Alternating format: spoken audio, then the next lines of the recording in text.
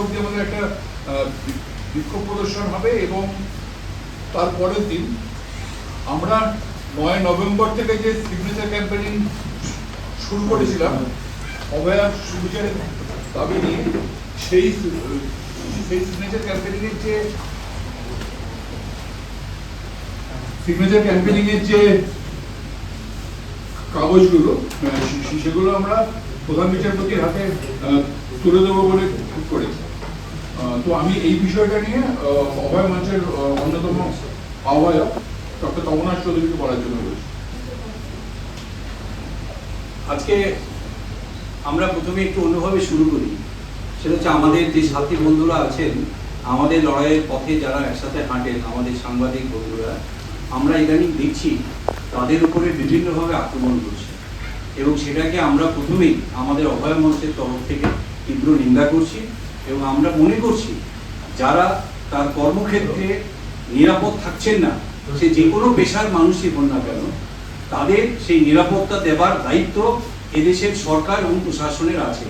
আমরা সেই ঘটনার পরিপ্রেক্ষিতেই আরজিকর মেডিকেল কলেজকে দেখি। সেটি একটি হাসপাতাল, সেটি একটি সরকারি হাসপাতাল।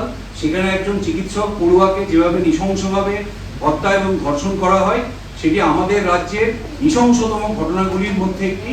এবং সেখানে তার কর্মক্ষেত্রে একজন চিকিৎসক তিনি নিরাপদ থাকছেন না। যেরকম আমরা দেখছি আমাদের যেমন মাঠে ঘাটে কাজ করেন সাংবাদিক বন্ধুরা, তাদের উপরেও বিভিন্নভাবে আক্রমণ হচ্ছে।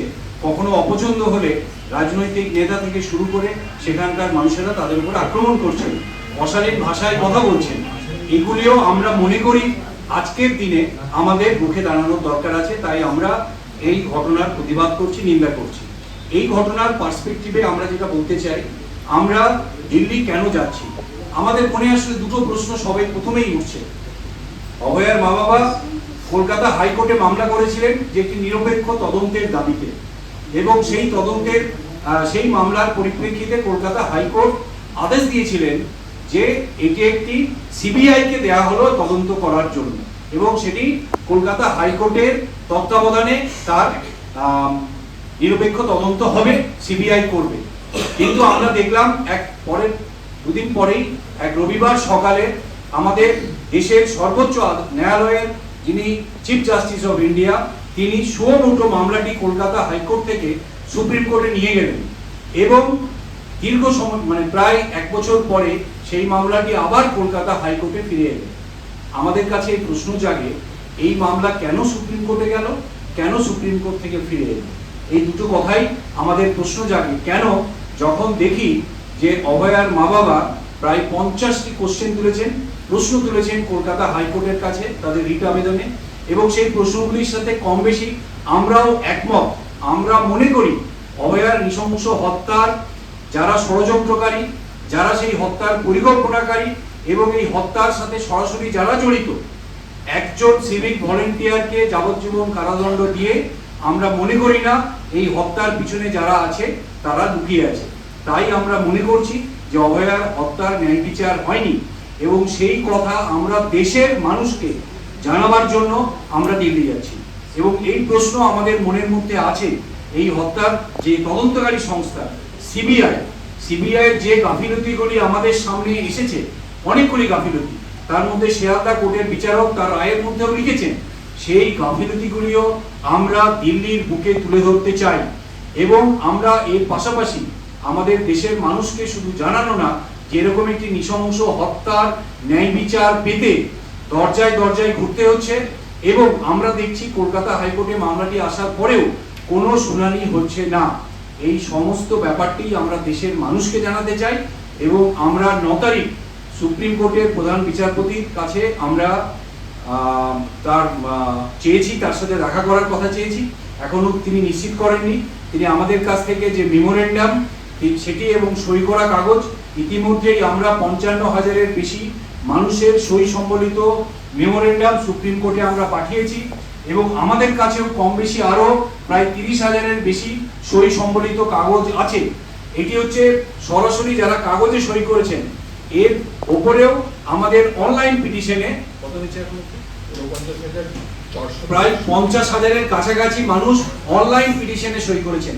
তাই আমরা মনে করছি 1,30,000-এর বেশি মানুষ এই আমাদের প্রতিবাদের ভাষার সাথে একমত হয়েছেন, সেই কথা আমরা সুপ্রিম কোর্টে গিয়ে জানাতে চাই, তাদের বলতে চাই যে তদন্তকারী সংস্থার উপর নিয়ন্ত্রণ বিচার ব্যবস্থার থাকতে হবে।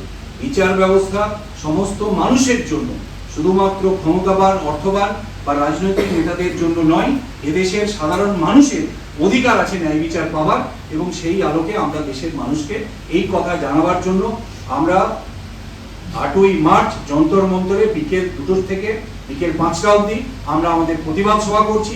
সেখানে ইতিমধ্যে দিল্লির বিভিন্ন আমাদের এই সময়ে যারা আর্জিকর আন্দোলনের সঙ্গে অভয়া আন্দোলনের সাথে ছিলেন, তার বাইরেও বিভিন্ন রকম সংগঠন আমাদের সাথে থাকবেন, তারা আসবেন বলেছেন, নাট্যকর্মীরা আসবেন বলেছেন, বিভিন্ন সমাজের বিভিন্ন স্তরের চিকিৎসক, নাট্যকর্মী, লেখক, সাহিত্যিক এবং সেখানকার কর্মচারী বন্ধু, বিভিন্ন স্তরের শ্রমিক ইউনিয়ন, তারা আমাদের সাথে থাকবেন দিল্লিতে।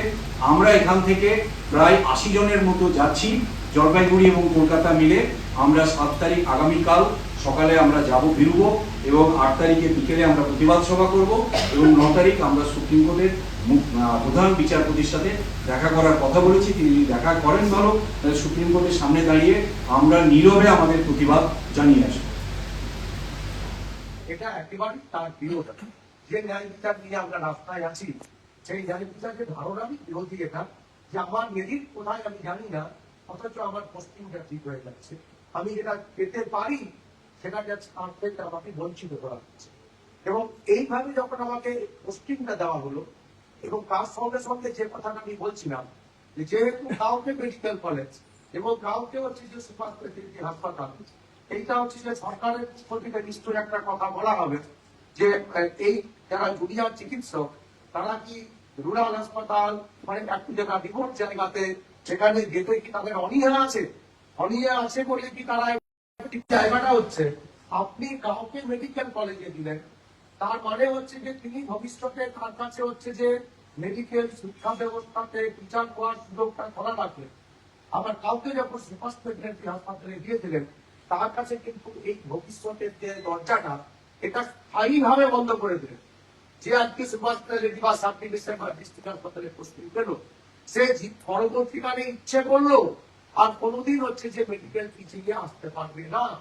তা এইটা কি সরকার একতরফাভাবে ঠিক করে দিতে পারে যে এই মেডিকেল টিচিং এ আসবে, এই মেডিকেল টিচিং এ আসবে না?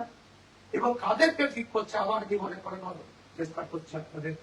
এটা হচ্ছে যে ওটা জুনিয়র ডাক্তারদের একটা অংশ, এবং যে অংশটা অভয়ার যে হত্যাকাণ্ডের পর যে আন্দোলন হয়েছিল, যেখানে জুনিয়র ডাক্তাররা একটা বিরাট অংশ, সিনিয়র ডাক্তার এবং সাধারণ মানুষ যারা হচ্ছে দীর্ঘদিন ধরে একসঙ্গে আন্দোলন করেছিলেন, এখনো আন্দোলনের মধ্যে আছেন, সেই জুনিয়র ডাক্তারদের একটা অংশ, তাদেরকে সরকার হচ্ছে যে তাদের বিরুদ্ধে এই প্রতিহিংসামূলক একটা ব্যবস্থা নিয়েছেন বলে আমরা মনে করছি। কারণ তাদের মনে হয়েছে যে এই জুনিয়র ডাক্তাররাই হচ্ছে যে স্বাস্থ্য ব্যবস্থার যে বিভিন্ন গলত এবং গলতিগুলি ছিল, যে সমস্ত অনাচারগুলি ছিল, সেইগুলি থেকে তারা হচ্ছে যে সেগুলিকে মানুষের সামনে নিয়ে এসছেন এবং মানুষকে বোঝানোর চেষ্টা করেছেন যে সরকারের কোন জায়গাগুলিকে শোধরানোর প্রয়োজন আছে। তাদেরকে হচ্ছে যে এই ধরনের পোস্টিং দিয়ে যে শুধু তাদের এই সময়ে একটা অসুবিধে তৈরি করলাম তা না, তাদের অনেকের ভবিষ্যৎ ক্যারিয়ারটাকেও আমরা ওনারা শেষ করে দিতে চাইছেন, এরকম একটা উদ্যোগ গ্রহণ করেছেন। আমরা এই যে আদেশনামা এইটাকে অবিলম্বে বাতিল করার দাবি জানাচ্ছি, এবং অবিলম্বে এই যে পোস্টিং এর যে যা কিছু তারা বের করেছেন এটাকে অবিলম্বে বাতিল করুন। বাতিল করে যেভাবে কাউন্সিলিং এর মাধ্যমে স্বচ্ছভাবে তাদেরকে প্রথম বছর মেডিকেল কলেজে পোস্টিং দিন, 1 বছর পর তাকে আপনারা যেখানে ডিস্ট্রিক্ট সাব ডিভিশন স্পেশালিটি যেখানে আপনাদের প্রয়োজন মনে হবে সেখানেও কাউন্সিলিং এর মাধ্যমে মেরিট অনুযায়ী তাদেরকে পোস্টিং দিন।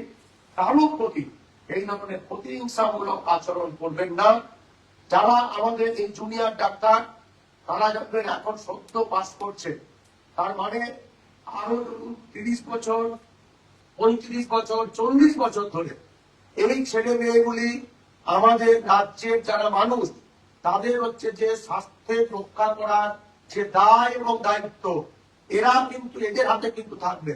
এবং আজকে যদি এই জীবনে যখন প্রথম তারা কাজ শুরু করতে যাচ্ছে, যদি তাদেরকে এইভাবে তাদের প্রতি সরকারের নির্দেশমূলক আচরণের তারা যদি সম্মুখীন হন, আমার একটা আশঙ্কার জায়গা, তারা হচ্ছে যে কোথাও একটা হতাশ হবেন, তারা হচ্ছে যে সম্পূর্ণ ব্যবস্থাটার প্রতি কোথাও একটা শ্রদ্ধা হারাবেন, এবং এর সমস্ত প্রভাবটা গিয়ে আমাদের রাজ্যের যে সাধারণ মানুষ তাদের চিকিৎসা এবং স্বাস্থ্যের উপরে পড়তে পারে বলে এটা আমাদের আশঙ্কা।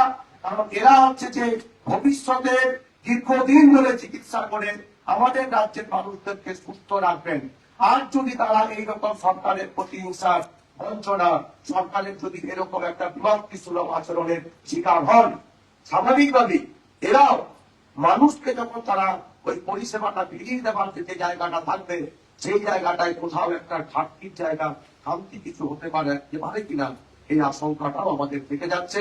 তাই আমরা প্রশাসনের কাছে, সরকারের কাছে আবেদন জানাচ্ছি, এটা অবিলম্বে বাতিল করুন, কাউন্সিলিং এর মাধ্যমে নতুন ভাবে পুরো ব্যবস্থাটা আবার চালু করুন, এবং মেরিট অনুযায়ী মেডিকেল কলেজ এবং পরের বছরগুলিতে ডিস্ট্রিক্ট সাব ডিভিশনের পোস্টিং।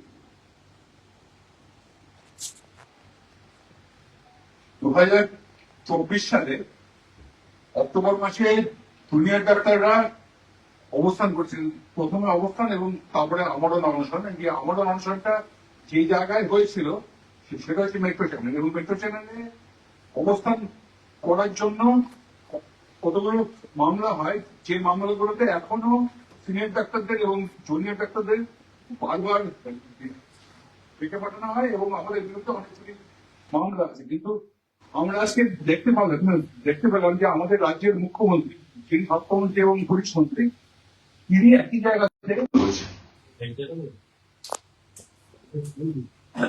সংক্ষিপ্তভাবে ঠিক দুটো বিষয়ে কথা বলবো। পূর্ণদা এই বিষয়টা বলে গিয়েছে যে আমরা আমাদের একাধিক সিনিয়র চিকিৎসক, জুনিয়র চিকিৎসক সহ আন্দোলনকারীরা বারবার দেখেছেন যে হেনস্থা হয়েছে। পুলিশ বারবার করে ডেকেছে তাদেরকে, তাদের কাজকর্ম ছেড়ে, আমরাও তাদের সামনে কাজকর্ম ছেড়ে পুলিশের থানার সামনে দিনের পর দিন কাটিয়েছি। সেখানে হয়তো কোনো রোগী তার চিকিৎসা করবার জন্য গেছিল, বঞ্চিত হয়েছে। এই যে ব্যবস্থাপনাটা হয়েছিল তার কারণ যে গত বছর আমাদের এই ধর্মতলার, যেখানে আজকে মুখ্যমন্ত্রী অবস্থান করছেন, ঠিক সেইখানে আমাদের অবস্থান মঞ্চ ছিল, এবং পরবর্তীকালে অভয় মঞ্চের ওখানে একটা অবস্থান মঞ্চ ছিল, এবং কিছু একাধিক মিছিল ছিল। যে মিছিলটা আমরা অভয়ার বিচারের জন্য লক্ষ লক্ষ মানুষ, বাংলার মানুষ, প্রতিবাদী মানুষ, মা বোনেরা রাস্তায় নেমেছে। এই রাস্তায় নামার জন্য, শান্তিপূর্ণ এই প্রতিবাদ করার জন্য সুপ্রিম কোর্টের রায় আছে যে অভয় কেস নিয়ে, যে অভয়ের আন্দোলনের শান্তিপূর্ণভাবে যে কেউ প্রতিবাদ আন্দোলন রাস্তায় করতে পারে। তারপরেও পুলিশ প্রশাসন, এই সরকার, প্রতিহিংসা পরায়ণ সরকার বারবার করে তাদের দাঁত নখ বার করে এই প্রতিবাদীদেরকে কর্নার করার চেষ্টা করেছে। কিন্তু আমরা একটা স্বাধীন দেশে থাকি, তো আমরা তো পরাধীন দেশে নেই। তাহলে স্বাধীন দেশ যেখানে আইন সবার জন্য সমান হবে, তাহলে আজকে কি আমাদের মাননীয় মুখ্যমন্ত্রীর নামে কোনো এফআইআর হবে? পুলিশ কি তাকে ডেকে জিজ্ঞাসাবাদ করবে? যদি না করে, তাহলে আমরা যে বলছি পুলিশ তুমি ঝান্ডা ছাড়ো, পুলিশ তুমি উঠলে ছাড়ো, তৃণমূলের ঝান্ডা ধরো, সেটা কিন্তু আবার প্রমাণিত হবে। ঠিক যেভাবে আপনারা দেখবেন আগের যে পুলিশ কর্তা, যাকে নিয়ে আমরা বারবার করে বলছিলাম যে অভয়া কাণ্ডে তার ভূমিকা নিয়ে আমাদের বারবার করে প্রশ্ন ছিল, এবং অভয়া শুধু না, সারদা কাণ্ডেও সেই রাজীব কুমার আজকে দেখবেন পুরস্কার পেয়ে গেছেন তৃণমূলের রাজ্যসভার টিকিট পেয়ে। তার মানে তার এজেন্ট হিসেবে কাজ করছিল। আমাদের যে বক্তব্য সেটা কিন্তু একটা প্রতিষ্ঠিত। যে দ্বিতীয় বিষয়টা বলবো এর সাথেই দেখি, আমরা বলেছিলাম যে একটা ঘটনা ঘটেছে কলকাতার বুকে, এইরকম একটা শিহরে ওঠার মতো ঘটনা ঘটেছে, কিন্তু সেই ঘটনার জন্য সে সরকার, রাজ্য এবং পরবর্তীকালে কেন্দ্রীয় সরকার, কেন্দ্রীয় সরকার যে নক্কারজনক ভূমিকা নিয়ে কোন দোষীকে তো ধরার চেষ্টা করেনি, আড়াল করার জন্য যা যা করার করেছে, প্রতিবাদীদের টুটে চিপে ধরেছে, তার প্রভাব কিন্তু সুদূর প্রসারী। তারই প্রভাব স্বরূপে আপনি আজকে দেখবেন অভয় শুধু সেই দিন একটা ঘটনায় ফিজিক্যালি রেপ হয়েছিল, তারপরে তার চরিত্র হনন থেকে শুরু করে তাকে প্রতিদিন প্রতিনিয়ত সোশ্যাল মিডিয়াতে একটা অংশ আইটি সেল তৃণমূলের হতে পারে, বিজেপির হতে পারে, বা যে কারো হতে পারে, পুলিশের কাজ ধরা, যে অভয়ার নাম নিয়ে ভুলুণ্ঠিত করছে, নোংরা ভাষায় প্রতিদিন প্রতিনিয়ত অ্যাটাক করছে। এবং শুধু তাই নয়, আমাদের অভয় মঞ্চের সহকর্মীরা, আমাদের সহযোদ্ধারা, যারা এই আন্দোলনের সাথে যুক্ত, ওদের সামনেই প্রগতিদি বসে আছে, ইলোরাদি আজকে আসেনি, আমার নিজের ওয়াইফের ছবি দিয়ে বলছে নির্বাচন যেতে দিন, জিতে দাও, বাড়িতে ঢুকে অভয়া করে দেব। এই স্পর্ধা পায় যখন সমাজ বিরোধীরা মনে করে এটা তাদের সরকার, এই স্পর্ধা পায় যখন সরাসরি তারা মনে করে এই মুখ্যমন্ত্রী। কারণ কিছুদিন পরেই দেখবেন ওদের কাছে বলবেন 294টা আসলে আমি একা প্রার্থী, আমাকে দেখে বলবেন। তাহলে এই সমস্ত ক্রাইম যেটা হচ্ছে তার জন্য আপনি দায়ী মুখ্যমন্ত্রী, আপনাকে এর দায়ী নিতে হবে। এর বিরুদ্ধে আমরা পুলিশের কাছে, থানাতে, দমদম থানা, কালীঘাট থানা, এমনকি কলকাতা পুলিশকে মেল করেছি, ফিজিক্যালি গেছি, আমাদের পুরো প্রমাণ সব তুলে ধরেছি। আজ পর্যন্ত কোনো শোনা হয়নি। এই যে ফেক প্রোফাইল একটা, তার নাম সম্ভবত জন খান, সে অভয় মঞ্চ থেকেও মেল গেছিল সিটির কাছে। সে আমাদের অভয়ের লাস্ট জন্মদিন, যেখানে হাজার হাজার লোক রাস্তায় নেমেছিল অভয় বাড়ি থেকে মিছিল করে, সেখানে যে লাইভ করছে, সেই লাইভে এসে বলছে আমি পুলিশের লোক, আমিও একজন ওই সিভিক পুলিশ। সে লাইভ লিখছে, সে ডকুমেন্টেড, স্ক্রিনশট আছে। তাহলে একটা সিভিক পুলিশ তো অ্যারেস্ট নেই, আরেকটা সিভিক পুলিশ ক্লেম করছে সেটা পুলিশের দায়িত্ব খুঁজে বার করা, সে পুলিশ কি পুলিশটা, এবং তার জেলে মতো থাকা উচিত। এই অসুস্থ মানসিকতার পোটেনশিয়াল এপিসোড কিন্তু আমাদের মহিলা মুখ্যমন্ত্রীর আমলে সমস্ত এরকম অসুস্থ পোটেনশিয়াল এপিসোড এই রাজ্যে হয়ে গেছে অভয় আন্দোলন। অভয় আন্দোলনের সৈনিক হিসাবে আমরা বারবার করে পুলিশকে বলছি আপনারা ব্যবস্থা নিন, তাহলে আমাদের বাধ্য হবো যে আমরা আইনের উপরে আস্থা এখনো হারাতে চাই না, কিন্তু এই প্রতিবাদে যেতে এটা সময়ের অপেক্ষা, সময়ের দাবি।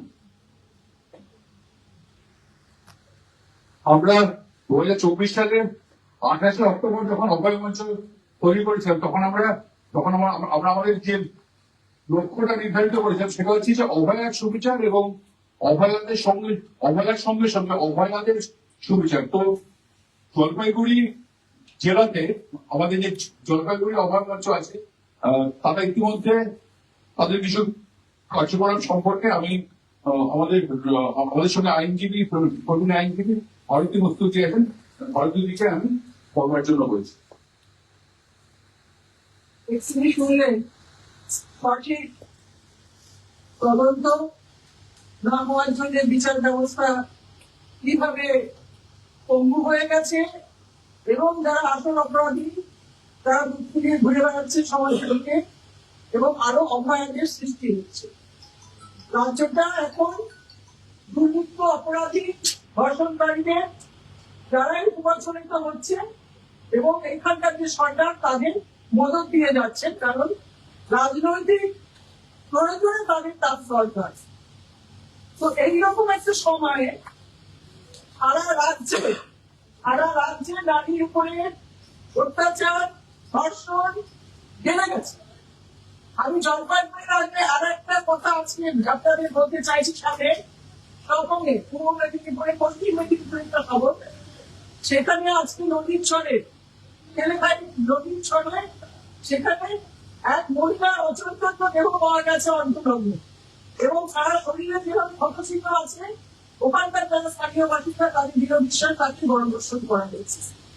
পুলিশ এখনো অব্দি কারোকে শনাক্ত করতে পারেনি, এবং কাউকে এখনো অব্দি গ্রেপ্তার করতে পারেনি।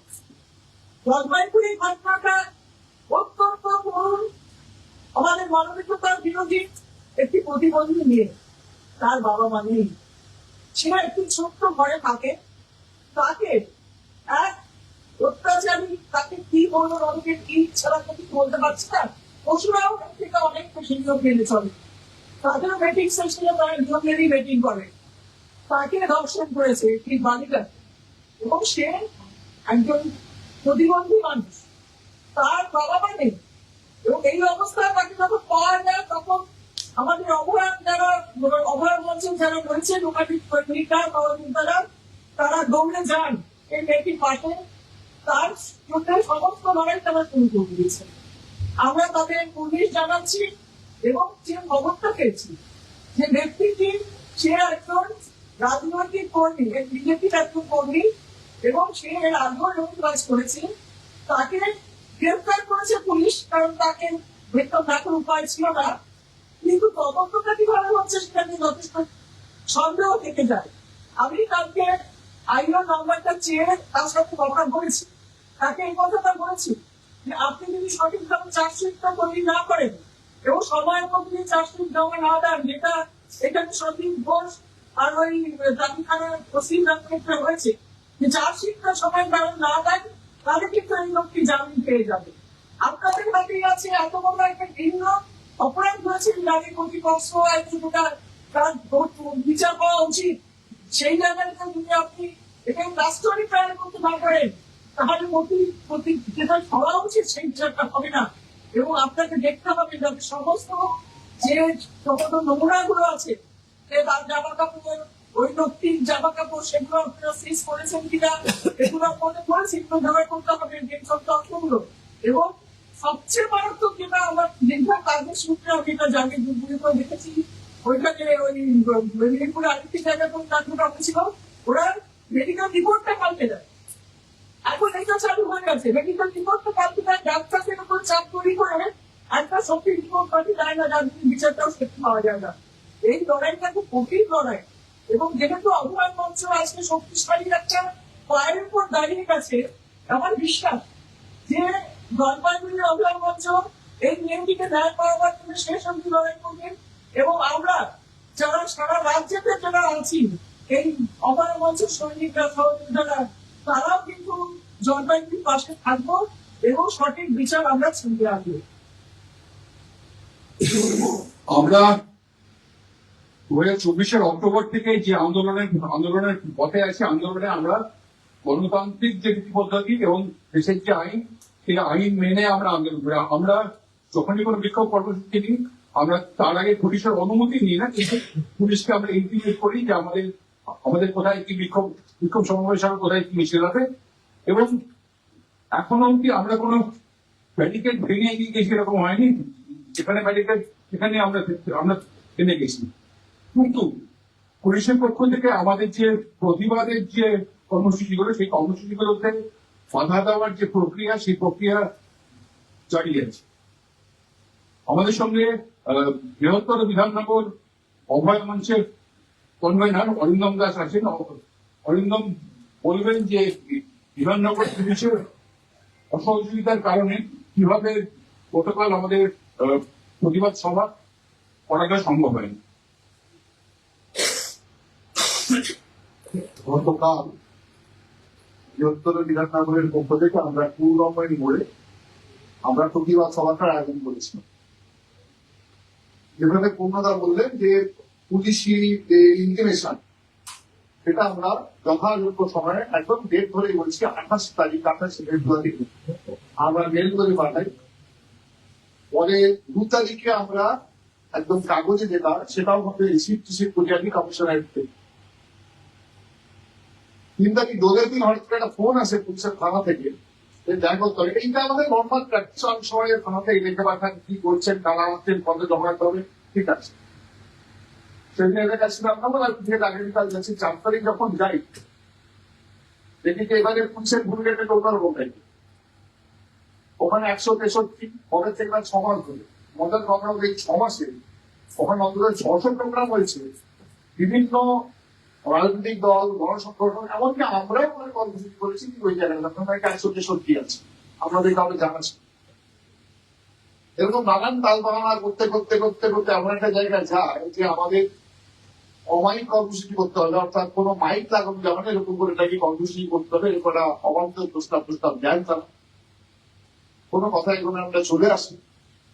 এবং পরবর্তীকালে আমরা আমাদের বোঝানোর চেষ্টা করেছিলাম বারবারই, সেটা কোনোদিন এই কথা বললে যে আমরা আজ অব্দি অভয় মঞ্চ কোনো জায়গায় আমরা গণতান্ত্রিক আন্দোলন করি, গণতান্ত্রিক উপায় করি, কোনো জায়গাতে একটা ব্যারিকেড হয়ে গেছি এই উদাহরণ দেখাতে পারবে না অভয় মঞ্চের অথচ করতে দিলেন না, বানাবেন মাইক দিয়ে তুলে না হবে অনেক কিছু বললেন চলবে না, আমরা প্রোগ্রামটা পোস্টপোন করি। সেই সঙ্গে সঙ্গে গতকালের মজার কথা হচ্ছে এটা, গতকাল থানা থেকে একটা ফোন করেছিল আমার যে আপনারা প্রোগ্রাম করছেন না, সেটা আমাদের জানালেন না কেন। আমি খুব স্টে করতে প্রয়োজন বোধ করিনি বলে, কারণ আপনারা তো বলেছেন যে এইসব 163 দেখেছেন, ফলে প্রোগ্রাম যখন আপনারা করতে দেবেন না আমাদের পরিচয় করেন, কিন্তু গতকাল কালকে হয়েছে কথাগুলো অবান্ত। কিন্তু সেই সঙ্গে সঙ্গে আমরা এটাও জানিয়েছি এই কর্মসূচি আমরা করবো, যেভাবে করতে হয় সেভাবেই করবো, এইভাবে আটকে রাখা যাবে না। এবং আমরা এখান থেকে বলেই দিচ্ছি যে মোটামুটি একটা 6 এপ্রিল এই কর্মসূচিটা আমরা করে করবো। এর মধ্যে পরীক্ষা নিরীক্ষা আছে, সেই বিষয়গুলো মাথায় রেখেছি, সেগুলো মাথায় রেখে আমরা 6 এপ্রিল এই কর্মসূচি করবো। আর একটা ছোট্ট কথা এর বাইরে আমি বলতে চাইছি, আপনারা সবাই জানেন যে সুরক্ষিতে একটি বাচ্চা মেয়ে হারিয়ে গেছে, ছিল বলা বলতে যাচ্ছে আসলে গেছে আর কি। অনেক লড়াই, থানায় কোর্টে কেস, এইসব করার পরে সিআইডিরা এখন কেসটা গেছে। কিন্তু আমি যদি বলেন আমরা মানে এখনো যে টিমে ছিলাম সেই টিমেরই আছি, কারণ সিআইডিরা বলেছেন যা আমরা চেয়েছি যে সমস্ত কিছু আমাদেরই করে দিতে হবে, কারণ তারপরে কি করবেন আমরা জানি না। এভাবেই সব চলছে, লড়াই ধরে থাকবে না, চলবে এইটুকুই বলা যাবে, আর কিছু না। কোথায় মাইকের জন্য দোকানটা আটকে গেল, কোথায় মাইকের জন্য? আচ্ছা, আসলে শুনলেন সোনিমুড়ির মেয়েটি হারিয়ে গেছে। আমাদের রাজ্যে এরকম অল্প বয়সী মেয়েদের হারিয়ে যাওয়ার ঘটনা আচ্ছা ঘটছে। কিছুদিন আগে দেখলাম আমরা সাউথ 24 পরগনার বিষ্ণুপুরে এরকম 2টি মেয়ে স্কুলে গেছিল, তারা বাড়ি ফিরছিল। সেখানকার মানুষের প্রতিবাদ, আমরা সবাই রাস্তায় নেমে প্রতিবাদ করার পর তাদেরকে 7 দিন পরে পাওয়া যায়। আমরা দেখছি আমাদের রাজ্য 2025 সালের পর ন্যাশনাল ক্রাইম ব্যুরো রেকর্ড অনুযায়ী দেখছি আমাদের রাজ্য নারীদের উপরে নির্যাতনে উপরে উঠে আসছে। আগে যেখানে আমরা ছিলাম আমরা প্রথম 10-এর মধ্যে চলে এসেছি, এবং যেভাবে ঘটছে তাতে হয়তো অদূর ভবিষ্যতে আমরা অন্যান্য যারা প্রথম দিকে আছে উত্তরপ্রদেশ, তামিলনাড়ু, তাদের থেকে ছাড়িয়ে চলে যাব। আমরা দুটো জিনিস এখানে বলতে চাই, এবং এই প্রসঙ্গে আমরা আরেকটা কথা বলবো। আমাদের একটি কর্মসূচি কর্তব্য, আমরা লক্ষ্য করছি যাদের দায়িত্ব আছে আমাদের রাজ্যের মেয়েদের, মায়েদের, বোনেদের সুরক্ষা দেওয়ার, অর্থাৎ পুলিশ এবং প্রশাসনের, তাদের মধ্যে এই নারী নির্যাতনের ঘটনা মারাত্মকভাবে বাড়ছে। কয়েকদিন আগে আপনারা জানেন যাদবপুর থানার ওসি তিনি ডিউটিরত অবস্থায় একজন সিভিক ভলেন্টিয়ারকে যেভাবে হেনস্থা করেছেন, একজন পুলিশের কর্মচারীকে 100 ডায়াল করে সাহায্য চাইতে হচ্ছে, এই হচ্ছে আমাদের রাজ্যের পুলিশের অবস্থা। আমি এখানে পরপর কতগুলো থানা আর ওসি বলে যাচ্ছি, আপনারা খেয়াল করুন। গল্ফ গ্রিন থানা, সেখানে এখন যিনি আছেন 2 বছর আগে গল্ফ গ্রিন থানার ওসি ছিলেন, তিনি এখন রিজেন্ট পার্কে আছেন। 2 বছর আগে কি হয়েছিল, গল্ফ গ্রিন থানায় তার সেক্সুয়ালি হ্যারাসমেন্ট করার জন্য তাকে ট্রান্সফার করা হয়েছে। ওসি গড়িয়াহাট, তার এগেনস্টে কেস ফাইল করা হয়েছে, তিনি যখন পাটুলি থানার ওসি ছিলেন। আমরা দেখেছি ভাঙড়ের ডিডি, তিনি এখানে পরপর যদি বলে যান, আমরা পুলিশের ভেতরে যারা কাজ করছেন তাদের কর্মক্ষেত্র যে নারীদের, তাদের উপরে হেনস্থা হচ্ছে।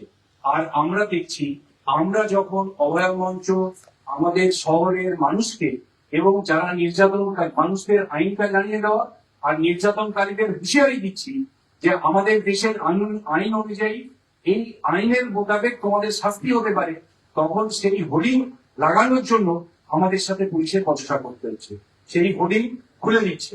আমরা দেখেছি শ্যামবাজারে ইতিমধ্যে আমরা থানাতে জানিয়েছি, শ্যামবাজার 5 মাথার মোড়ে আমাদের 2টি হোর্ডিং খুলে ফেলা হয়েছে, ডরিনা ক্রসিং এ আমাদের একটি হোর্ডিং খোলা হয়েছে। এই হোর্ডিং এর মধ্যে আর কিছু ছিল না, ভারতীয় আইন সংহিতা, পোক্সো আইন, এই আইনগুলির মধ্যে মেয়েদের উপর নির্যাতন করলে কি কি শাস্তি হতে পারে এইগুলি আমরা লিখেছিলাম। সেই হোর্ডিং সহ্য হচ্ছে না। আসলে আমাদের যাদের দায়িত্ব আমাদের মেয়েদের এবং আমাদের রাজ্যের নারীদের সম্মান রক্ষা করা, তাদের মধ্যেই মনে হচ্ছে অনেক নারী নির্যাতনকারী ঢুকে আছে। তাই আমরা রাজ্যের মানুষের কাছে এই আবেদন করতে চাই যে মানুষকে আরো বেশি সজাগ হতে হবে এবং আমাদের যেমন ভয় পেলে আমরা মানে যেরকম ভয় পাওয়াটা একটা কিছু সময় আমাদের মধ্যে চেপে রাখে, তাই সাহসও এরকম একটা যে আমরা যদি একবার সাহস করি তাহলে আমরা কিন্তু এই নির্যাতনকারীদের সামনে মুখোমুখি রুখে দাঁড়াতে পারি। তাই আমরা মনে করছি যে আমরা যে আন্দোলনের মধ্যে আছি, আমরা যে দিল্লিতে যাব, দিল্লিতে গিয়ে আমাদের এই কথা আমরা তুলে ধরব, আমাদের রাজ্যের নারীদের অবস্থা এবং সেখানে পুলিশের ভিতর যে অবস্থা, এই দুটো কথাই আমরা তুলে ধরব। এবং আমরা এর সঙ্গে দেখেছি যে হাসপাতাল আরজিকর মেডিকেল কলেজের পরেও পাঁশকুড়া হাসপাতালে দেখেছি ফেসিলিটি ম্যানেজার, আমরা দেখেছি আমতা হাসপাতালের একজন চিকিৎসকের উপরে সেখানকার হসপিটাল ম্যানেজমেন্ট কমিটির চেয়ারম্যান, আমি কর্মক্ষেত্র এবং তার বাড়ি, যাত্রাগাছি, কোন্নগর, কত জায়গা এই সময়ের মধ্যে। আসলে এগুলি শুধু বিক্ষিপ্ত ঘটনা হিসেবে নয়, এখানে আমরা মনে করছি যে পুলিশ প্রশাসনের তরফ থেকে নির্যাতনকারীদের বা যারা এই ধরনের মেয়েদের উপরে অত্যাচার করছেন তাদেরকে যদি কড়া বার্তা দেওয়া না যায়, তারা যদি ভয় না পায়, তাহলে এই আগামী দুদিন পরেই আমাদের রাজ্যে হয়তো ধুমধাম করে নারী দিবস পালন হবে 8ই মার্চ। কিন্তু নারী দিবস পালনের যে মূল উদ্দেশ্য নারীদের সম্মান রক্ষা করা, সেটা করা যাবে না যদি না এই বার্তা দেওয়া যায় যে নারীদের উপরে নির্যাতনকারীদের চূড়ান্ত শাস্তির ব্যবস্থা এই দেশে সরকার শাসন করবে এবং বিচার ব্যবস্থায় সেই শাস্তি দেওয়ার ব্যবস্থা আছে। তাই আমরা মনে করি এই নারীদের সম্মান রক্ষার জন্য রাজ্যের মানুষকে আরো বেশি সজাগ হতে হবে, ঐক্যবদ্ধ হতে হবে। প্রশ্ন থাকে আপনারা প্রশ্ন করতে পারেন। বলছি 80 জন যাবেন বলেছেন আপনারা, 80 জনের কত সংগঠন যাচ্ছে মোট? অভয়া মঞ্চের মধ্যে 100-এর বেশি সংগঠন আছেন। আমি যেভাবে বলেছেন আমরা সংগঠনগুলোকে আলাদা করে দেখিনি, কম বেশি 50-এর বেশি সংগঠনের প্রতিনিধি হিসেবে যাচ্ছেন এখানে 80 জন। মানে কোন সংগঠনের একজন, কোন সংগঠনের 2 জন, কোন সংগঠনের 3 জন, 50-টির বেশি সংগঠনের প্রতিনিধি আমাদের এই 80 জনের মধ্যে আছে। 9 তারিখে ব্যাক করছেন আপনারা? আমরা এখানে 7 তারিখ পূর্বা এক্সপ্রেসে যাওয়া হবে, কেউ কেউ আরো অন্য কোনো ভাবেও হয়তো যাবেন অন্য পিছনে। আর 8 তারিখ আমরা 8 তারিখ সকালে পৌঁছে 8 তারিখে আমরা প্রতিবাদ সভা করবো। 8 তারিখে দিল্লিতে আমরা থাকবো। 9 তারিখ সুপ্রিম কোর্টের প্রধান বিচারপতির সাথে দেখা করার যে কথা আমরা চেয়েছি, যদি দেখা হয় তাহলে আমরা দেখা করব এবং দেখা করার পর আমরা 9 তারিখ বিকেল বেলার পূর্বা এক্সপ্রেসে যাবো। জুনিয়র চিকিৎসকদের কেউ যাচ্ছেন? এখনো পর্যন্ত জুনিয়র চিকিৎসকদের মধ্যে কোনো প্রতিনিধি নেই, কিন্তু দিল্লির যে রেসিডেন্ট ডক্টর অ্যাসোসিয়েশন, এমস এর রেসিডেন্ট ডক্টর অ্যাসোসিয়েশন আমাদের সঙ্গে থাকবে বলে জানিয়েছে।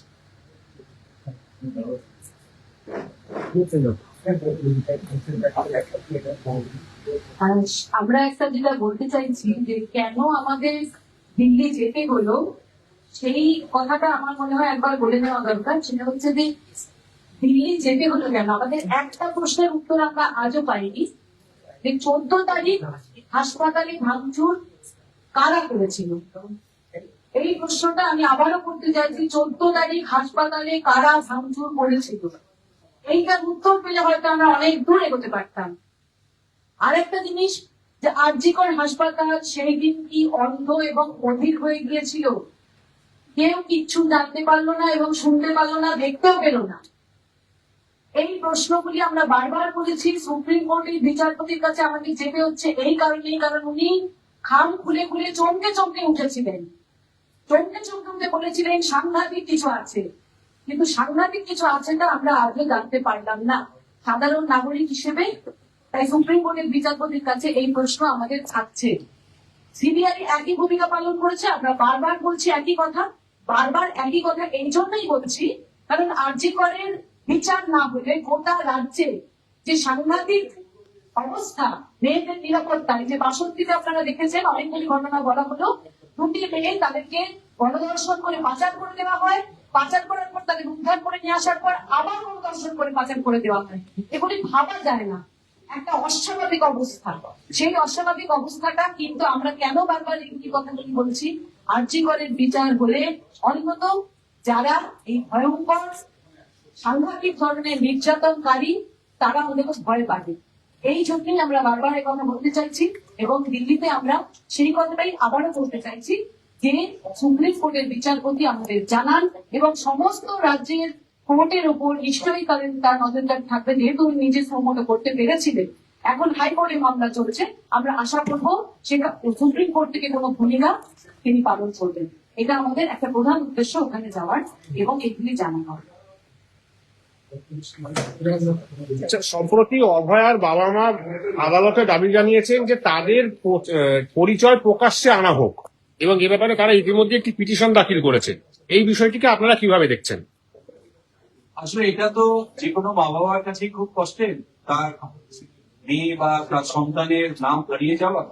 এখন আমাদের দেশের আইন হচ্ছে আমরা এই নারী নির্যাতনের, অর্থাৎ ধর্ষণ বা নারী নির্যাতন যার উপরে হয় সেই মেয়ের নাম সাধারণত সামনে আনা হয় না, কারণ তার সামাজিক বিভিন্ন কারণে। এই কারণেই হয়তো আইন আছে। এখন এটা তার মা বাবা চেয়েছেন, এ ব্যাপারে আমাদের কোন রকম কোনো আপত্তি নেই। তার মা বাবা যদি চান তার মেয়ের যে নাম সেই নামেই পরিচিত হোক, তো চেয়েছিলেন সে একজন চিকিৎসক হবে, নাম করবে, সবার কাছে পরিচিত হবে। কিন্তু এটা তো মা বাবার একটা আশা, তার নামটাই হারিয়ে যাবে। কখনো তাকে কাদম্বিনী, কখনো অভয়া, কখনো তিলোত্তমা, কখনো নির্ভয়া এই বলে তার সম্বোধন হবে। তো মা বাবার কাছে যন্ত্রণা, এবং সেই যন্ত্রণার সমবেদনা আমরা আমি একটু যুক্ত করে দিচ্ছি এর সাথে। আপনাদের মধ্যে মনে আছে সুজেটের কথা। সুজেট ছিলেন পাঁচটিকান্তের একজন ইন্টারভিউ। সুজেট থেকে এসে বলেছিল এই আইনের বিরুদ্ধে গিয়ে যে আমি কেন মুখ ফুটিয়ে থাকবো, আমি তো কোনো অপরাধ করিনি। এবং সে তার মুখকে সমস্ত প্রকাশ পেয়ে গেছে, এবং আমার বাবা মা ঠিক সেই রাস্তাতেই হাঁটতে চাইছে। অপরাধ যারা করেছে তারা যাতে মুক্তি পায়, সবার সেইভাবে চলুক। তারা যেন বিদ্যা তার যন্ত্রণা কিন্তু কন্যার বাবা মার কারণে মুক্তি থাকবেন, পরিচয় দিয়ে থাকবেন, সেই জন্যই তারা এই কথা বলেছেন। এবং সম্মান মঞ্চে আমরা যারা যোদ্ধা রয়েছি, আমরা সেই তাদের সাথে আছি, আমরা তাদের এই অবস্থানটা অবশ্যই সমর্থন করি। আমরা যদি আপনারা, আমি একটা অন্য অ্যাঙ্গেল থেকে আপনাদের একটু ভাবার জন্য বলছি। এতক্ষণ পর্যন্ত যেগুলো আমরা আলোচনা করলাম, এটা ধরুন মহিলাদের উপরে নির্যাতনের রেজিস্টার্ড বা আনরেজিস্টার্ড কেস, সেটা কর্মস্থলে হতে পারে, বাড়িতে হতে পারে, যে কোনো জায়গায়। আমি শুধু একটা বিষয়, বিশেষ করে আমাদের রাজ্য, আপনারা বুঝতে পারবেন, এটা তো অপরাধ যেগুলো রেজিস্টার করে। একটা পরিসংখ্যান শুধু আপনাদের আমি মনে করাচ্ছি, সেটা হচ্ছে national family health survey fund, যেটা হচ্ছে 2021 পর্যন্ত 21 থেকে 24 চলেছে, 25 পর্যন্ত। সেখানে একটা রিপোর্ট হচ্ছে যে যদি আপনি 20 থেকে 24 বছরের মেয়েদের তাদের মধ্যে সমীক্ষা চালান, দেখা যাবে তাদের মধ্যে 42% বলবে যে আমার বিয়ে হয়েছিল 18 বছরের আগে। ব্যাপারটা মানেটা বোঝার চেষ্টা করুন। 20 থেকে 24 বছরের মেয়েকে আপনি ইন্টারভিউ করছেন, তার মানে খুব বেশি হলে 18 বছর আগে যদি বিয়ে হয়, 6 থেকে 7 বছরের অভিজ্ঞতা কিন্তু আমরা পাচ্ছি। মানে লাস্ট 6 থেকে 7 বছরের অভিজ্ঞতাটা আমাদের রাজ্যে 42% মহিলার অভিজ্ঞতা হচ্ছে তার বিয়ে হয়েছে 18 বছরের। এইটা হচ্ছে আমাদের রাজ্যের পরিস্থিতি।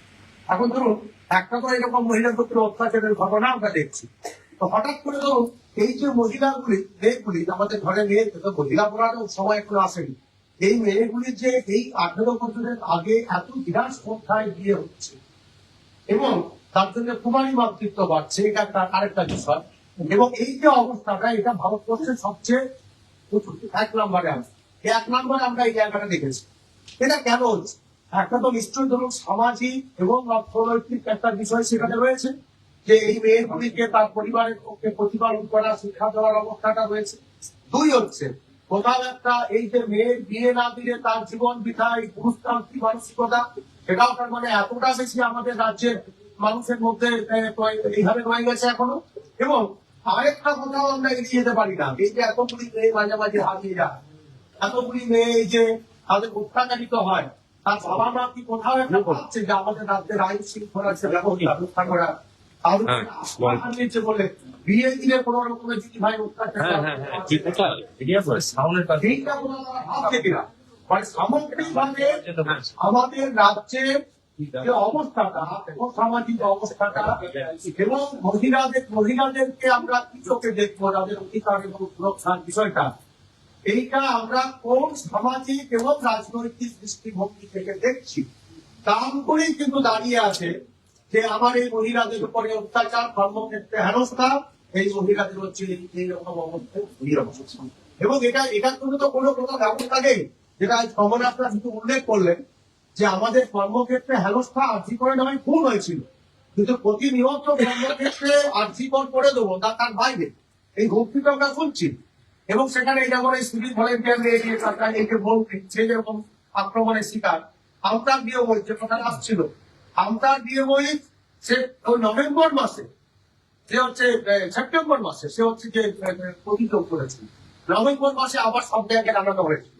নীতিশক সংগঠন নবায়ন মঞ্চ নাগরিক তারা হচ্ছে একাধিকবার সেখানে সভা করেছে মিটিং করেছে মিছিল করেছে অথচ আপনারা জানেন যে যেটা prevention of work place sexual harassment আইন এই আইন অনুযায়ী সেখানে হচ্ছে যে ব্যবস্থা এই যারা রেসপন্ডেন্ট তাদেরকে 7 দিনের মধ্যে নোটিশ দেওয়ার কথা 90 দিনের মধ্যে তদন্ত শেষ করে দেওয়ার কথা এবং তারও 10 দিনের মধ্যে সেইটাকে লাগু করার কথা তাহলে 3 থেকে 4 মাসের মধ্যে পুরো প্রক্রিয়াটা এগিয়ে কিনা আছে এবং ভালো বলতে পারবেন কষাকে পুরো প্রক্রিয়াটা সম্পূর্ণ হয়ে যাওয়ার কথা আজকে প্রায় 7 মাস হয়ে গেল আজকে এখনো পর্যন্ত তিনি যার আন্ডারে কাজ করে তার নিয়োগকর্তা দিয়েছে তিনি কিন্তু এখনো রেসপন্ডেন্টকে চিঠিটা পর্যন্ত দেননি যেটা হচ্ছে পুরোপুরি দেশের আইনের বিরোধী ইন্টারনাল কমপ্লেন কমিটিটাই এটা বাধ্যতামূলক যে কোনো গভর্নমেন্ট ও নন গভর্নমেন্ট শারীরিক নির্যাতনের বিরুদ্ধে কর্মক্ষেত্রে